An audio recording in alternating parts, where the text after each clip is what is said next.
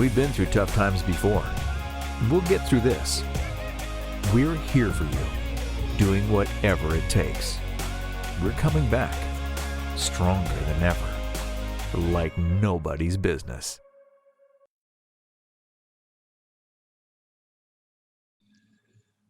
Welcome to this edition of Like Nobody's Business. I'm Mary Beth Sewald, President and CEO of the Vegas Chamber. As the 2021 legislature gets underway, there are a lot of proposals that would impact businesses, jobs, and the entire Nevada economy. I'm really pleased today to welcome two leaders in the government affairs arena, Mr. Hugh Anderson. He's the managing director and partner at Hightower Las Vegas and chairman of the Vegas Chamber's Government Affairs Committee. Also with us today is Mr. Jim Wadhams. He is the partner at Black & Wadhams Law and chief outside lobbyist on state and local issues for the Vegas Chamber. Gentlemen, thank you both for joining us today. Pleasure to be here. Thank you, Mary Beth. Glad to be here. All right. Jim, Mr. Wadhams, if you would, describe for us what you think will be sort of the overall tone and outlook of the upcoming legislative session. I thought you would start me off with an easier question than that, Mary Beth. Frankly, well, I'm known for asking hardball questions, right? Well, and interestingly, it is a very hardball question because, and I've worked in several legislative sessions over actually a couple, 3 decades in this state. So I have seen the legislative process, and I'm going to answer your question this way. It is an unknown. The effect that COVID has had, and I know we're going to talk more about that later, the effect that COVID has had is going to change the complete complexion of this process. And historically, just as recently as 2019 in our legislative sessions, we could anticipate and primarily be discussing policy questions and budget questions that we think the legislature will take up. In this session, we have a threshold question of whether we're even going to be allowed to access the building in which the legislature meets. And frankly, there's a question of whether the legislature will be meeting inside of that building. So without getting too deep into detail, because I think you have some questions that will bring more of this out later, the entire format of the legislative process is one that they have not definitively decided yet. And so that just creates an increased anticipation of how we will approach the policy questions. And you did raise that, so very briefly, the number one question that this legislature has to face is going to be the budget. And of course, under Nevada law, as most of your viewers know, the governor is required to propose a balanced budget. And he will do that. He will do that. We have been reading comments that he has requested state agencies to reduce some of their budget requests so that it is likely at this point the governor is going to have sufficient cuts that are proposed to these agency requests that the budget will be balanced. I think that's going to represent a fairly painful budget in a lot of respects. And then the legislature will take that up and consider whether they agree with the governor or they disagree in the sense that maybe they want more spending. And if they do, they're going to have to find more revenue. The second element that's going to come up are the policy questions.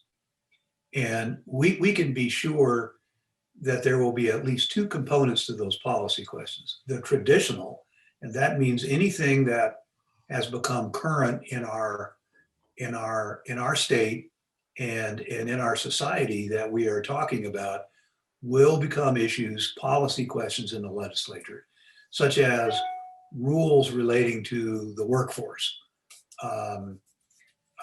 rules about paid sick leave, rules about insurance benefits. We will also then have policy questions that relate to the state's response and responsibility for COVID itself. And so we will have several buckets of issues that will be talked about, and it's going to be a real challenge until we have the legislature tell us the format for the process, it just creates a lot of uncertainty as to how we're going to proceed. Jim, and on that note, do you know when the legislators might tell us what's going to be the format for the process? I suspect actually it will be fairly soon. Now, by fairly soon, I think that's a relative term, but it means probably within the next week or so.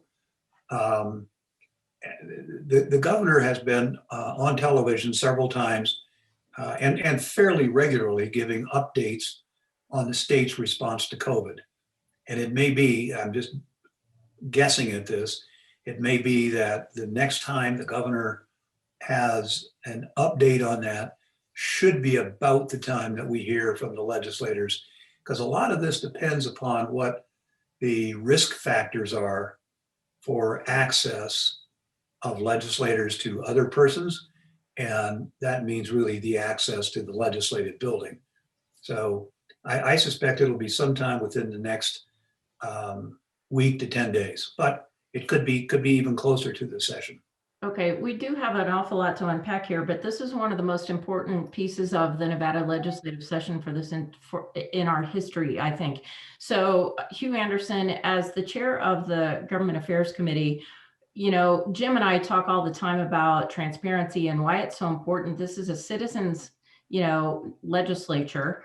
And why is it so important that not just us as advocates, but why is it important that people have access to the legislative process? Because our legislators are human and they interact very well with other humans, and they get the story better from other humans, especially those that are their constituents, the ones that vote for them. That's why we in the Government Affairs Committee are constantly asking our members to get engaged, be part of our advocacy program, and truly respond to the calls to action, because we have experts like Jim and Paul Muradkin and his team and our larger team out there fighting every day, not only during the session, but between sessions. But at the end of the day, they can only get so much done in terms of convincing that legislator what good policy is. To have one of our members who's fighting to keep their doors open, especially in a horrific environment like we have today, that's powerful. Jim Wadhams, who brings decades of experience and policy intellect to a discussion, is one thing. Having Mary the dry cleaner call up and say, if this bill goes through, you've just shut my doors for me. That's powerful. And so that's why calls to action and advocacy are so important from our members and their employees, because the reality is we have thousands of members.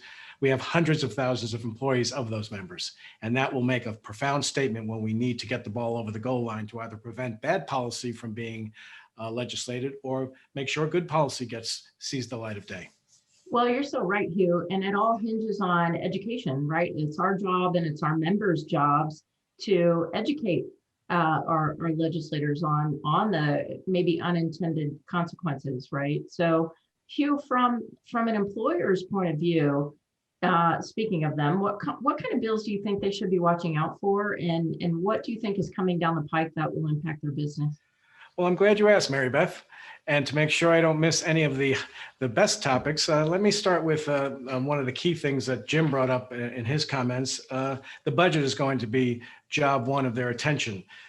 So 3 themes that we're already seeing. One is the live entertainment tax, whether the professional sports teams and the like should be included, as well as an adjustment to the nonprofit exemption that some of the bigger nonprofit organizations enjoy. Then, of course, there's been discussions about property tax adjustments, as well as penalties and fines. And as we all know, a very small business, even if they should respond to a penalty or fine, if it's too egregious, that could be the difference between their survival or not. So we have to be very, very careful that the fines and penalties that are being conjured up to fill a budget hole are not so egregious that they damage the economy that we're trying to restore and rebuild.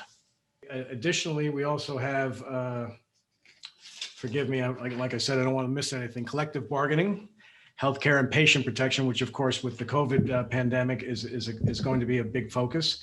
Employer retaliation, which is already against the law, but it's being submitted as a bill. So we always find that interesting. Employment and workers' comp, especially as it relates to the COVID outbreak, business liability, pay equity, and non-disclosure agreements. So these are all the things that on their face, many times are being submitted in good faith on the part of the legislator, but Jim and Paul and our team will help them understand that many times what they think is going to happen is, number one, not going to happen, and or is going to happen in ways or affect businesses in ways and the economy that they don't expect. Right, exactly. It's those unintended consequences that we talk about all the time. Folks just don't realize, they go in with good intentions and then they don't realize what some of the other impacts are going to be. But switching gears just a little bit, Jim, how has, things have been a lot different in Washington, D.C., as we know, the last week, the last year, last several years. But outside interest groups have impacted the culture of the operations of our legislature in Carson City. How would you describe that? And what would you say is driving these changes? And then also, how do legislators come together to solve these issues for our state? I know I asked you about 4 questions in one. Well, I actually appreciate the question because it sequences fairly well, and I may lose track as I go through this, and so call my attention back to the final answer. I'll repeat it. I think what we have seen over the last 10 years is the connection between what's happening at the federal level, federal politics and state politics. The two have become closer. One tends to mirror the other.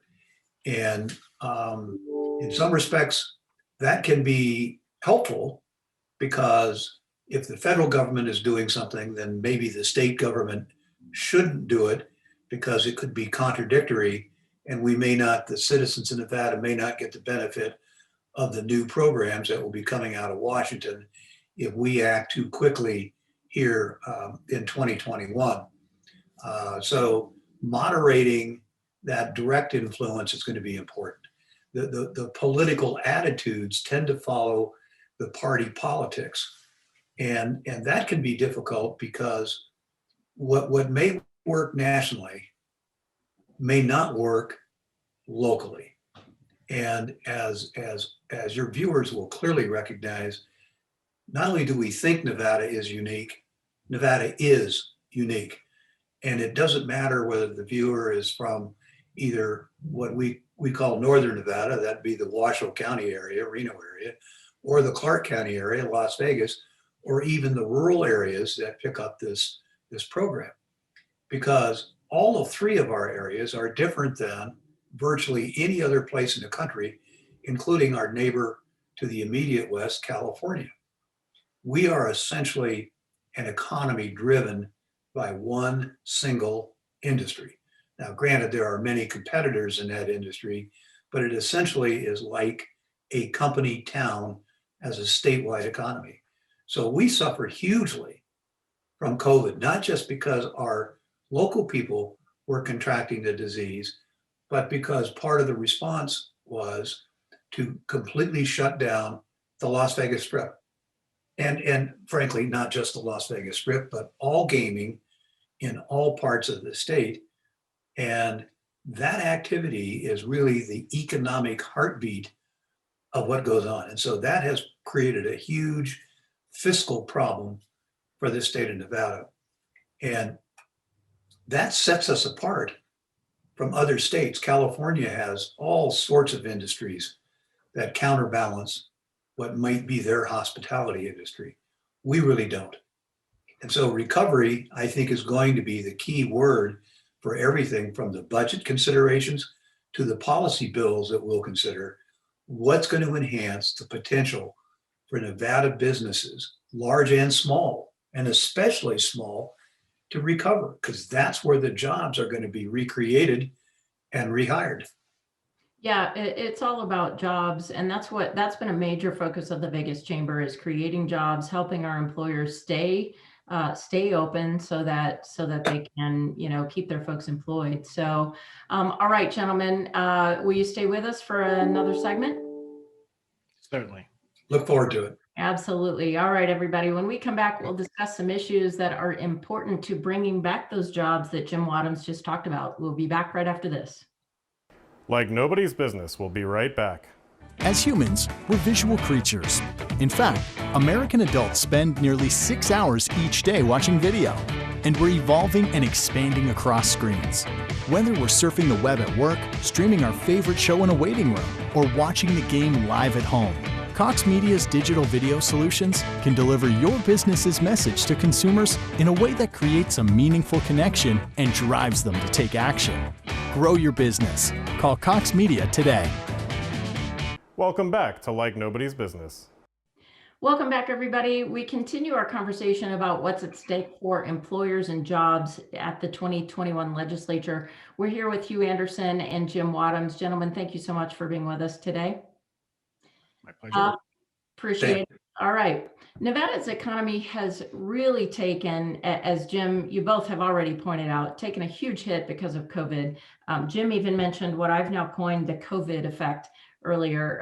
Our city has the highest unemployment rate in the country, about around 11.5%, something like that. Some of these jobs will come back when tourism gets back on track, but some are never going to come back, right? So that's why Hugh has been so instrumental in creating this committee that we have at the Vegas Chamber for reskilling, upskilling, and workforce development. Hugh, what are some steps that our state should be taking to reduce this unemployment rate? Well, I think number one, our state has to look in the mirror and recognize that since the year 2000, this is the third major economic downturn that this state has suffered. And as Jim very eloquently talked about, because we are a predominantly single industry state, the damage that occurs with each one of those downturns affects those who can least afford it. They're the ones without the assets. They're the ones who live paycheck to paycheck by and large. And they are the ones whose skill set is most vulnerable to the next return of the economy, which means that every time an economy has a downturn, that is an opportunity for companies to get more efficient, employ technology more quickly, and not need as many bodies when the economy turns up. And so we have to make sure that the individual that is not going to have that job waiting for them that they lost is identified and immediately given the opportunity to see what alternatives are out there, because that's the only way this state is ever going to evolve and mature beyond just being a one industry town. And what I said about looking in the mirror is many of our legislators have never been unemployed and or have never owned a business.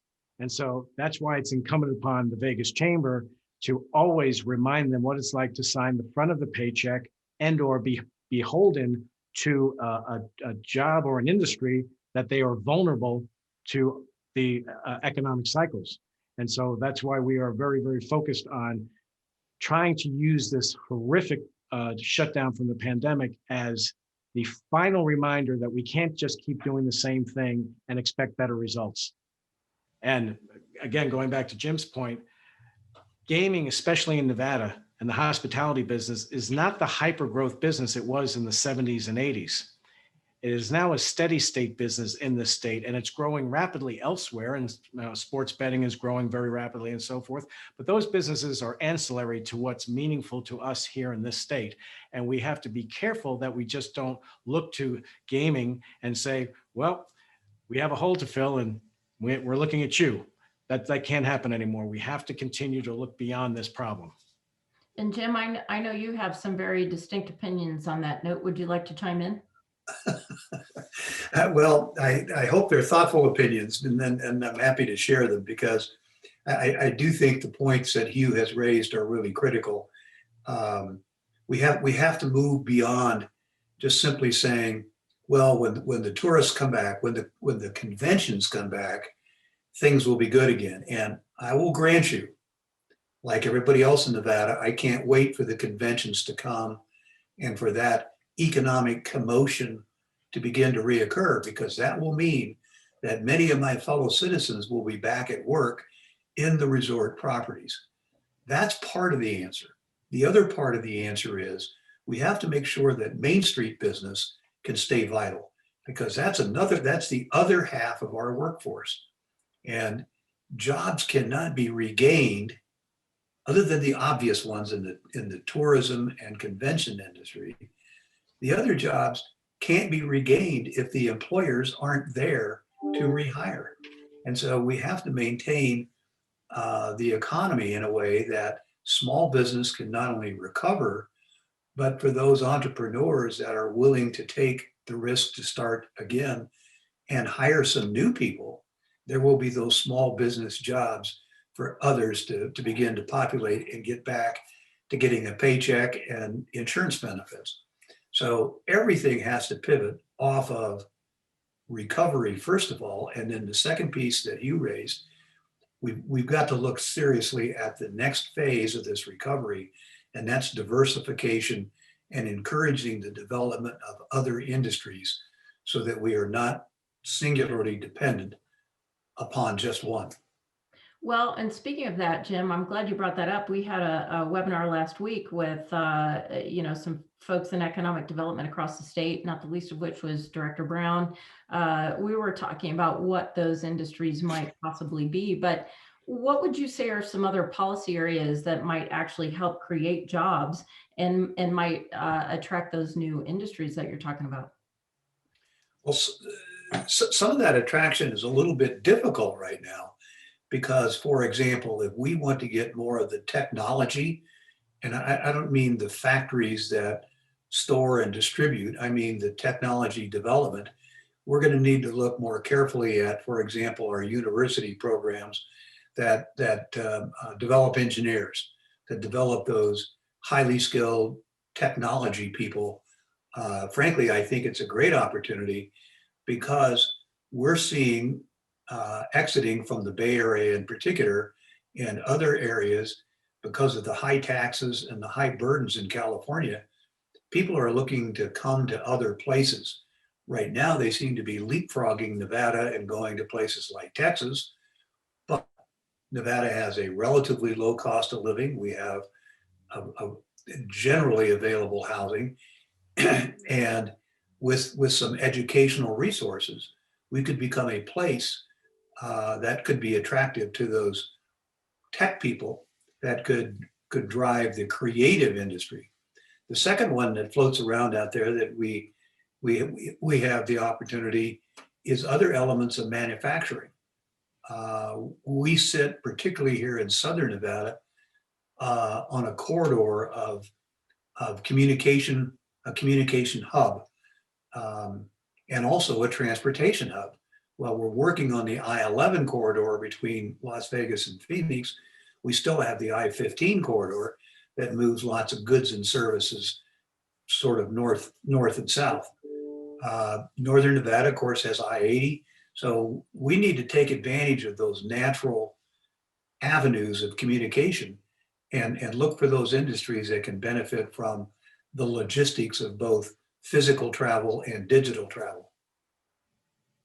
Okay, very good. I think the biggest chamber has really engaged on all of those issues. And so I want to turn my attention next over back to Hugh again and talk about those employers like we were talking about before. Small business owners, can get involved in the legislative session, and they really sometimes don't think they can, don't know how to do that, don't have an avenue necessarily to exercise their voice. So Hugh, talk to us a little bit about how they can do that through the Vegas Chamber and why they absolutely, we touched on this before, but I don't think we can say it enough. How and why can our members engage? Well, that's an excellent question, Mary Beth. And people always ask me, why are you involved in this part of civic life? And I say, because the people who are running their businesses and employing these folks don't know the targets they have on their back half the time. And if they are not engaged, they're the ones who are going to be the victims. So the first order of business, and again, the list has grown over the years, and I quite frankly don't know how the Vegas Chamber does this because the amount of opportunity for people to get engaged is enormous. But first and foremost, become a chamber advocate. And that's where you formally sign up and identify yourself as someone who can and is willing to respond to calls to action. And there is nothing more powerful, as I mentioned before, than a restaurant owner testifying on restaurant issues, a dry cleaner testifying on dry cleaning issues. Jim and Paul and the team are expert on so many subjects, but they're not in the business. The legislators sit up and take notice when our business members talk about that. We also have, during the legislative session, we have the Carson City Call. And that's where Paul and his team will update people on the dynamics of what's occurring during that week. And of course, as the session progresses and gets closer to closure, the dynamic moves very, very quickly. And that's when we have those calls to action. Then we have the Paul Call, which is another avenue to get updated and understand what's going on in the ramification of bills. And then social media. Anybody, we engage on just about every platform. And Mary Beth, you can articulate that better than I, but we are on just about every platform. So whatever social media platforms that our members and their employees engage in, make sure they friend us, and they will see a steady stream of updates on things. And if they're paying attention, they'll say, hey, that looks like it could affect us. But that won't be the first time they've heard it if they've become a chamber advocate. Absolutely. Hugh, you articulated that so well. And it's just so important that our members get engaged and get involved. And it's easy to do with us at the Vegas Chamber. And we try to make it as easy as possible. And so we just encourage everybody to get involved and educate us. When there's something that's happening that affects your industry, let us know. So thank you so much, gentlemen. We appreciate your time today. Hugh Anderson and Jim Wadhams, thank you for sharing your insights. We appreciate your service to the Vegas Chamber. Thank you for having me. All right. Before we go, I want to highlight just a couple of Vegas Chamber opportunities for you. The Vegas Chamber recently launched a new service to help our members succeed. Of course, you are what we exist for. The U.S. Bank Coaching and Growth Center provides free life coaches to help our members and their employees reach your personal and professional goals. I have a life coach. I highly recommend it. I have a goals coach. So U.S. Bank is a great resource through the Vegas Chamber. Also, the Vegas Chamber is accepting applications to Leadership Las Vegas. Leadership Las Vegas is the most prestigious leadership development program in the entire state of Nevada. You definitely want to take advantage of that. So many of Nevada's business and community leaders are graduates, and you definitely want to be one as well. And finally, is your business in need of a great employee who is trained with the skills that you need? Of course, I think we all are. The Vegas Chamber, in collaboration with Workforce Connections, has recently opened a new one-stop career center to help employers with their workforce needs. It offers job recruitment and workforce training to help you find the absolute perfect employee. And so that's something that we all need. So join the Vegas Chamber for that, and look us up at vegaschamber.com. For more information on all of these opportunities, again, go to vegaschamber.com, or you can call us at the Vegas Chamber. On behalf of all of us at the Chamber, the Board of Trustees, and the team at the Chamber, thanks for watching. I'm Mary Beth Sewald.